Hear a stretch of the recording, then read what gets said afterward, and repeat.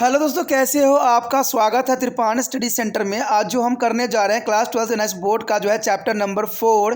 ये चैप्टर जो 4 है हिस्ट्री का है यानी इतिहास का है, जिसमें आज हम करेंगे द वैदिक एज यानी जो है वैदिक काल के क्या विशेषताएं थे उसके बारे में हम विस्तार पूर्वक चर्चा करेंगे।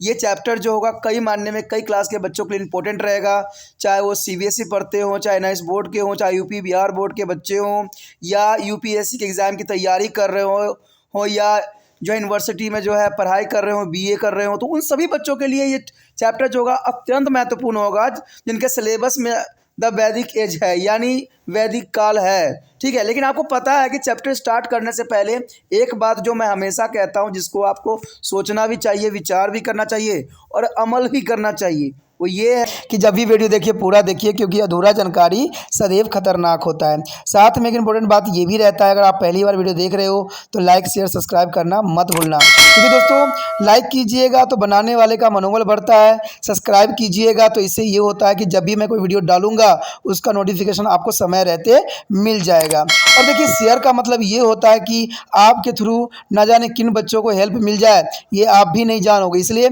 जो है आप शेयर जरूर करो। ठीक है, व्हाट्सएप स्टेटस पे भी लगाओ। दोस्तों एनएसएस सेंटर जो है कई मानने में बहुत से बच्चों के लिए हेल्पफुल है, चाहे वो 8th क्लास हो, 9th 10th 11th 12th हो, चाहे वो एनआईएस बोर्ड के बच्चे हों, ठीक है, चाहे बीए एमए के बच्चे हो, सभी क्लासों के लिए कुछ ना कुछ जो है त्रिपाण सेंटर में उपलब्ध है। तो इसलिए आपके लिए ज़रूरी है कि आप सब्सक्राइब करके इसको चैनल को जो है सेव कर लो, नहीं तो बाद में अगर रिसर्च करोगे तो शायद आपको ये चैनल प्राप्त ना हो। तो इसलिए सोचना नहीं, विचार नहीं करना है, सब्सक्राइब करके जो है अपने पास सेव करना है। दोस्तों ये तो बात था आपके लिए, लेकिन आप देखते हैं हमारा आज टॉपिक क्या है।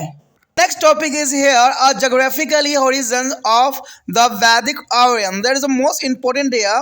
The earlier Vedic Aryan live in the area known as the Sapta is a Sindhu. Sapta Sindhu and the meaning area of the Seven River. Sapta Sindhu meaning of Seven River, and this area is largely cover the northern western part of South Asia up to river Yamuna. The seven rivers include to the Sindhu, Vistastu, Jhelum, Sikni, Chenab, and the Ravi, and the Vis, and the Satluj, and the Saraswati. In this area is a Rigvedic people lived, and for there is a battle, is a grasses, there is a herd of the cattle and other domesticated animal. They gradually move to the east steward, there is come to the occupy the state UP, Koshas and North Bihar Vidya is during to the later Vedic period. Here they come into contact with their people who spoke a language different from their own and were living in the area for a long. देखा जाए तो यहाँ पर हमें वैदिक आर्य के भौगोलिक विस्तार के क्षेत्र के बारे में जानने को हमें मिला है। तो ये काफ़ी इंपॉर्टेंट बात रहेगा कि उत्तर जो है वैदिक आर्य का भौगोलिक विस्तार कैसे था।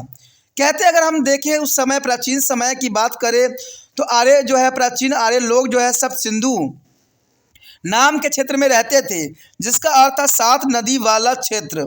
मैंने पहले ही आपको कहा था कि ये लोग जो थे वो यहाँ की कंडीशन देख के रहते थे, और कहा जाए कि उस समय हमेशा जो कोई भी शहर बसता है तो वो नदियों के किनारे ही बसता है।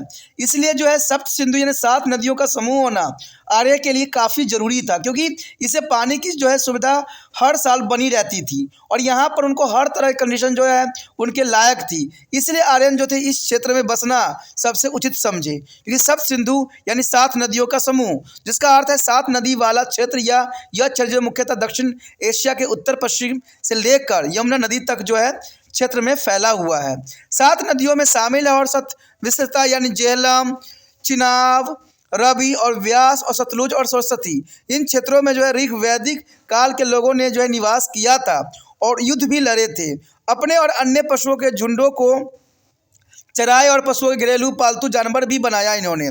धीरे धीरे पूर्व दिशा की ओर ये बढ़ते हुए उत्तर वैदिक काल में वे उत्तर प्रदेश और बिहार में पहुंच गए।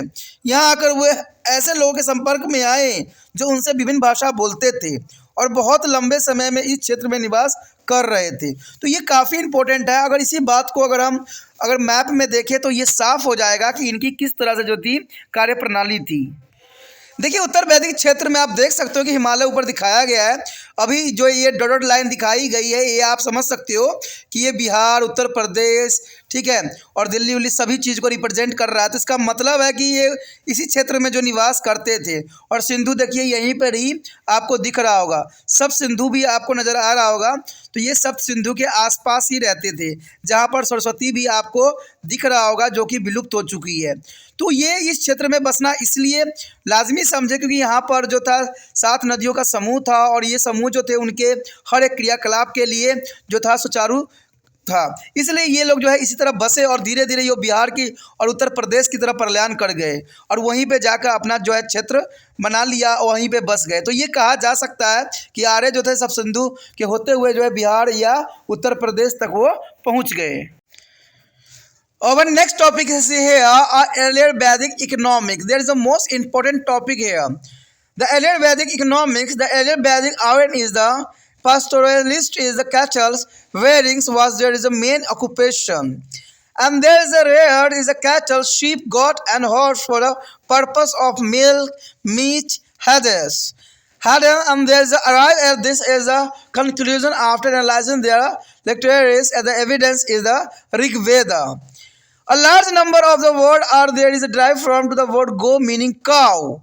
A wealthy person who known as the is a Gomat and there is a Gomata is a daughter is called Dohetris, which means once will be milk the cow. There is a most important here Gomat and there is a daughter is called Dohetri, and which means to the who is the milk of the cow. The word is a given sona is a literacy is a mean search for a cow, but it also mean a battle sign many of battle where is a both there is a cattle and there is a cow where throw of the providers of everything. The poor are effect to the increasing there is a number of cattle all the above and the mainly more reference show that the cattle breedings and was the most important economical activity of Rig Vedic Aryan.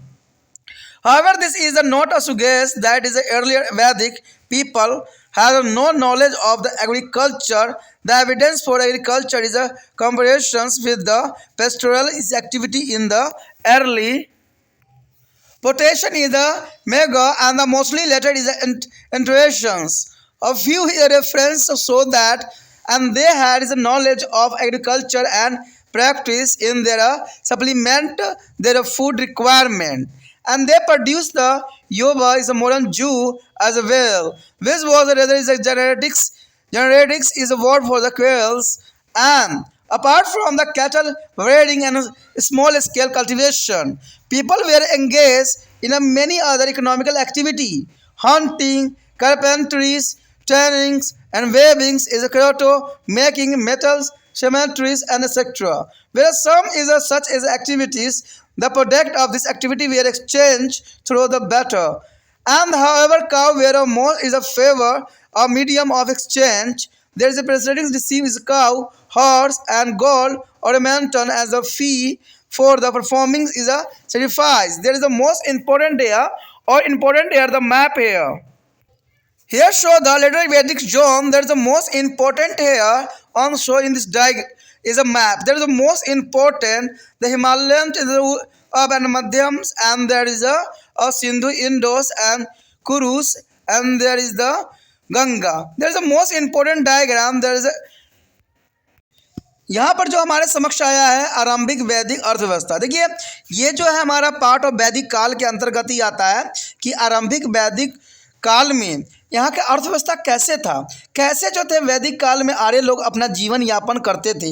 ये बहुत बड़ा प्रश्न आता है कि उनका जीवन शैली किस प्रकार का था, क्या वो उनका रहन सहन बहुत ही विस्तृत था, ठीक है। लेकिन ये बात जानने से पहले हमें समझना पड़ेगा कि उनका क्या अर्थव्यवस्था था। अगर देखा जाए हम वैदिक काल की बात करें तो ये साफ हो जाता है कि प्राचीन वैदिक आर्य लोग जो थे पशुपालक थे, यानी पशु को ही पाला करते थे, उसी से अपना जीवन की हर एक आवश्यकता को पूरा किया करते थे। पशुपालन उनका मुख्य व्यवसाय था और ये दूध, मांस और चमड़ा प्राप्त करने के लिए गाय, भैंस, भेड़ें, बकरियाँ और जो है घोड़े पाला करते थे। ऋग्वेद में मिले साहित्यिक साक्ष्यों से विश्लेषण से हमें उनके साक्ष्य मिले हैं। अगर हमने विश्लेषण किया तो हमें बहुत से साक्ष्य मिले हैं। देखा जाए तो गो शब्द के अनेक शब्द के उद्भव हुआ है जिसका अर्थ है गाय। कहते धनी व्यक्ति जो है गोमत कहते थे और बेटी को दुहत्री जिसका अर्थ था जो गाय का दूध दूती है, ठीक है। गवेषणा शब्द का शाब्दिक अर्थ है गायों की खोज करना, परंतु इस शब्द का अर्थ लड़ाई भी है। यानी गवेषणा का मतलब लड़ाई भी होता है और इसका गायों की खोज करना भी होता है, क्योंकि पशुओं के कारण अनेक लड़ाइयाँ भी लड़ी गई थी। गायों का जो है संपूर्ण इच्छाएं पूरा करने वाली कामयादा समझा जाता था। यानी कि आपने देखा होगा, अगर आपने हिंदू धर्म के रिगार्डिंग जो है कामधेनु गाय के नाम तो आपने सुना ही होगा, जो हर एक इच्छाओं को पूरा करने के लिए पर्याप्त था। इसलिए लोग समझते थे कि गाय जो थी संपूर्ण इच्छा पूरा करने वाले कामधेनु की तरह ही मानते थे। पशुओं की संख्या में वृद्धि के लिए प्रार्थनाएं की जाती थी और जो है ऊपर उल्लेखित शब्दों को जो है इसके साथ ही अन्य अन्य अनेक संदर्भों में से संकेत भी मिलते हैं कि ऋग्वैदिक काल के आर्यों के लिए घरेलू पशुपालन सबसे महत्वपूर्ण आर्थिक गतिविधियों में से एक माना जा सकता था। परंतु इसका मतलब यह नहीं है कि आरंभिक वैदिक काल के लोगों को खेती बाड़ी का ज्ञान नहीं था। ये बात गलत होगा, क्योंकि पशु चराने के कार्य की तुलना में खेती बाड़ी करने के हमें साक्ष्य बहुत ही कम मिलते हैं और लगता है कि संदर्भ प्राय जो है बाद में जोड़ दिए गए हैं। कुछ एक संदर्भों में ये भी पता चला है कि उन्हें कृषि की जानकारी थी और अपनी भोजन संबंधी आवश्यकताओं को पूरा करने के लिए वो खेती ही करते थे और वो जो है यब उगाते थे। आधुनिक जौ या बले हम कहते हैं, यानी यब जो था जिसको हम आधुनिक जौ कहते हैं सो उगाया करते थे और जिसकी अर्थ खदानों की जाति की फसलों के लिए प्रयुक्त भी किया जाता था। पशुपालन और लघु स्तर पर खेती बाड़ी करने के अतिरिक्त वो अनेक अन्य आर्थिक क्रियाकलाप भी किया करते थे, जैसे शिकार, बढ़ाई गिरी, रंगाई, कपड़ों की बुनाई, रथ बनाना और धातुओं के जो है गला कर जो है ढलाई के काम भी इत्यादि जैसे कुछ अन्य काम भी वो जानते थे जो करते थे। इस कार्य के द्वारा बनाए गए उत्पादों को वे वस्तुओं की अदला बदली के काम में भी लाते थे। यानी उस समय जो था एक्सचेंज का जो होता था, यानी वस्तु का आदान प्रदान की जाती थी, परंतु वस्तु विनिमय का सबसे पसंदीदा माध्यम थी गाय। यानी गाय को उस समय बहुत ही महत्वपूर्ण समझा जाता था। बलियों के लिए अनुष्ठानों के उपरांत ब्राह्मण पुजारी को गाय, घोड़े, सोने के गहने शुल्क के रूप में मिलते थे। तो काफ़ी इंपॉर्टेंट इस समय का जो था अर्थव्यवस्था थी, कहते हैं हर तरह से समृद्ध थी, लेकिन फिर भी ये जो था बहुत ही इनका गायों का जो है इस समय बहुत काफ़ी महत्व दिया जाता था। The next topic is a changing in the later Vedic phase. That is the most important here are changes in the later Vedic phase. During the later Vedic phase, agriculture became a mainstay of the Vedic people. The many rituals as were introduced to imitate their process of agriculture. Intended there is agriculture processing. It is also to speak of the plungings with their yokes of 6 and the 8 oxen. Their buffalo has been to domesticated for their agriculture purpose. That is the most important here of buffalo. The animal was extremely useful for the plunging. There is a swapil and the land. The goal Indra is acquired a new epithets lord of the plunging in their period. There are a number of variety of plant food increased. A part of their from a various people now the cultivated is a wheat, rice, pulses and centrales is a melted and sugar cane, etc. The item of the dana and the skrina that include a cooked rice. And thus when there is a beginning of the food production, agricultural produce began to be offered in our rituals. Chila and from which is a first widely use of vegetable food oil was derived, increasingly is come to be used in a ritual. The main factor is expansion of our is a culture during the later Vedic period was the beginning of use of iron around to the 1000 BC. The Rig Vedic people is the name of a metal called Arneas, which was either copper and bronze. In the later Vedic literature, Arias was the qualified with the Syama and the Krishna, and the meaning black to the denoted to the iron. And clauses has showed that iron began to use around to the 1000 BC, which is also period of the later Vedic literature. The northern and eastern part of India, to which there are later is a migrated, receive more rainfall than the northern western part of India. As a result, this region is there covered with the thick rainforests which could not be cleared by the copper or stone tools used is a Rigvedic people. The use of iron tools now help people clear the dense rainforest, and particularly there is a stamps left after burning in a more effective manner. The last tract of the forest land could be converted into cultivables is a piece irritated leisure time. The iron is a plug could turn their soil from to the deeper potations, making it a more fertility. This process seems to have begun during the later part of the Vedic period, but the effect of iron tools and the implement become evident only toward the end of the later Vedic period. There has been the continuous increase in the population during the later Vedic period due to the expansion of the economical base on agriculture. The increasing number and size of the painted Greek wares is a settlement in the Dobobs area. Sure, this is with their passage of the time. The Vedic people also acquire better knowledge of the seasons. The measurings and irrigations, all this development is resulting in the substantial encouragement of content settlements such as the Hastinapur and the Sukhambis toward the end of the later Vedic period. And this settlement is slowly began to acquire characteristics of the town. And such a rudimentaries is a town inhabited mainly by their chief princes and the priestess, and the aestheticians were supported by their peasants and who could be spared for them some part of their produce or voluntaries involuntary. There is the most important here. यहाँ पर जो हमारे समक्ष आया अत्यंत महत्वपूर्ण topic उत्तर वैदिक काल में आए परिवर्तन। देखिए, उत्तर वैदिक काल में बहुत से परिवर्तन देखने को मिला है और ये हमारे साक्ष्य के रूप में देखा जा सकता है। उत्तर वैदिक काल में जो है कृषि वैदिक लोगों का मुख्य व्यवसाय बन गया था और खेती बाड़ी की प्रक्रिया शुरू करने के लिए अनेक धार्मिक अनुष्ठान आरंभ किए गए थे। इसमें यह भी कहा गया कि हल चलाने के लिए 6 और 8 जोड़े बैल जोते जाएं। भैंसों की खेती के उद्देश्य से घरों में पाला जाता था और दलदलीय भूमि पर हल चलाने के लिए यह पशु बहुत ही उपयोगी था। इंद्र देवता को इस काम में नया जो है उपनाम दिया गया था कि कृषि का देवता, यानी इंद्रदेव को कृषि का देवता के रूप में उस समय नाम दिया गया था। और पौधे में उगाए जाने वाले खाद्य पदार्थों की संख्या में धीरे धीरे काफ़ी वृद्धि हो गई।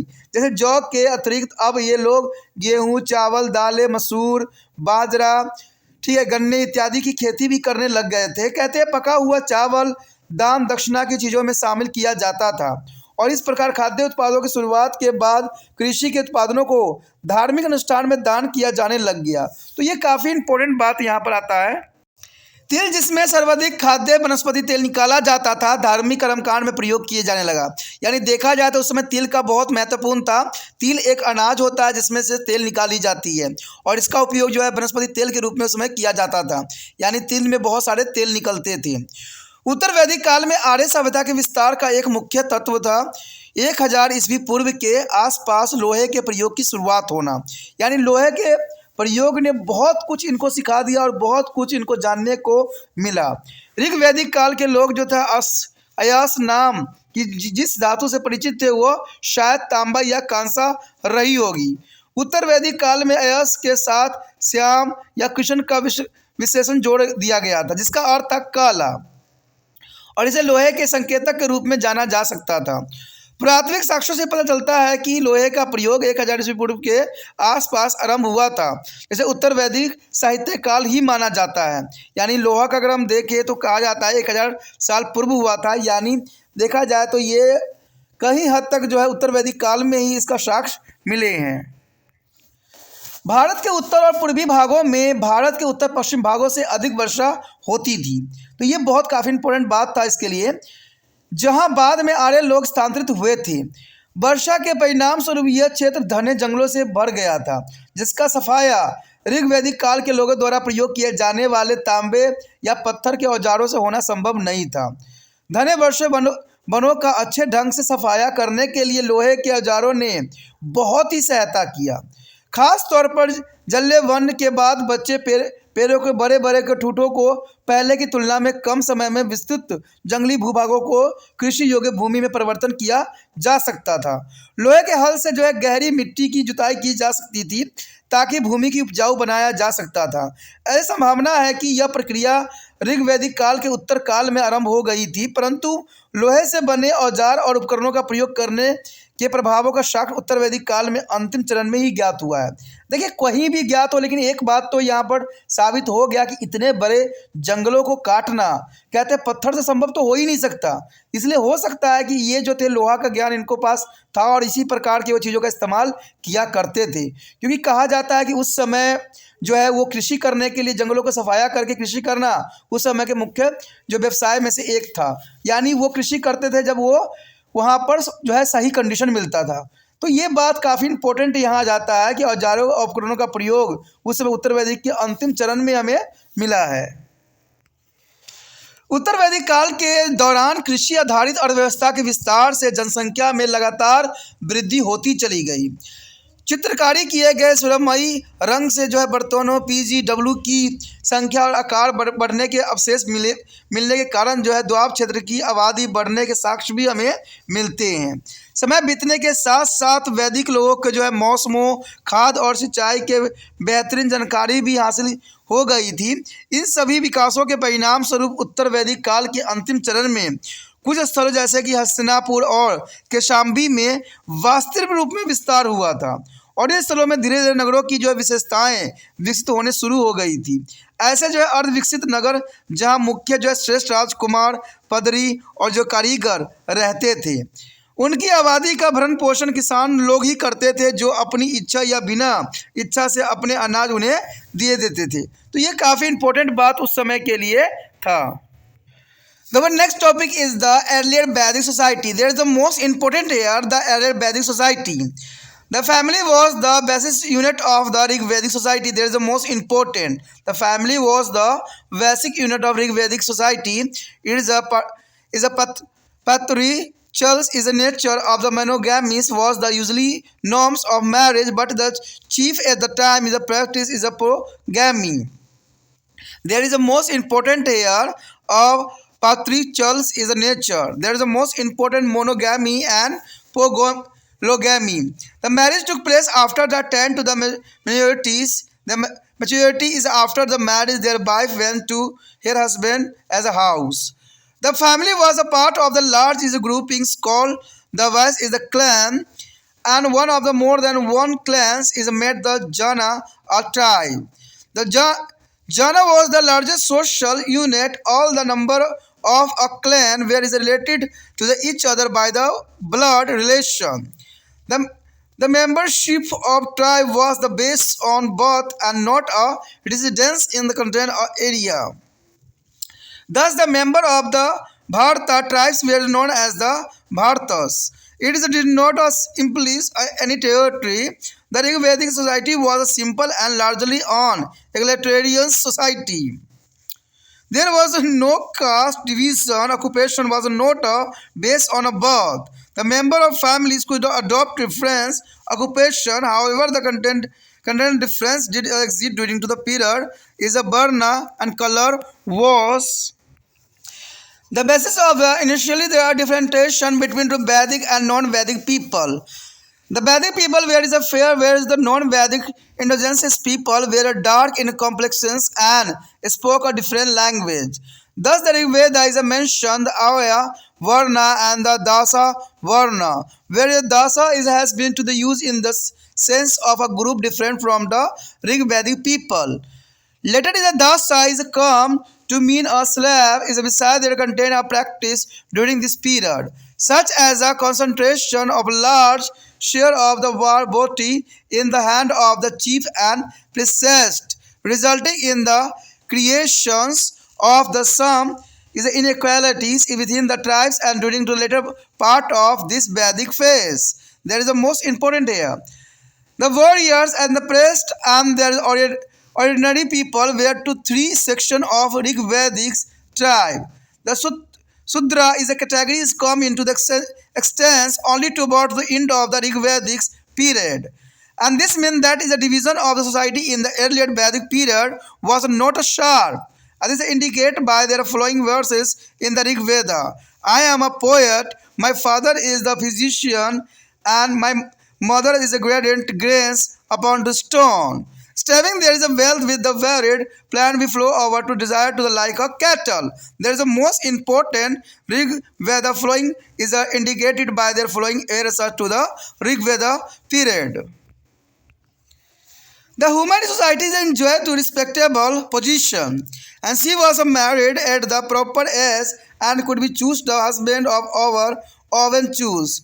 She could be take part in the proceedings of the tribals assemblies called Sabha and Smriti. There is the most important here.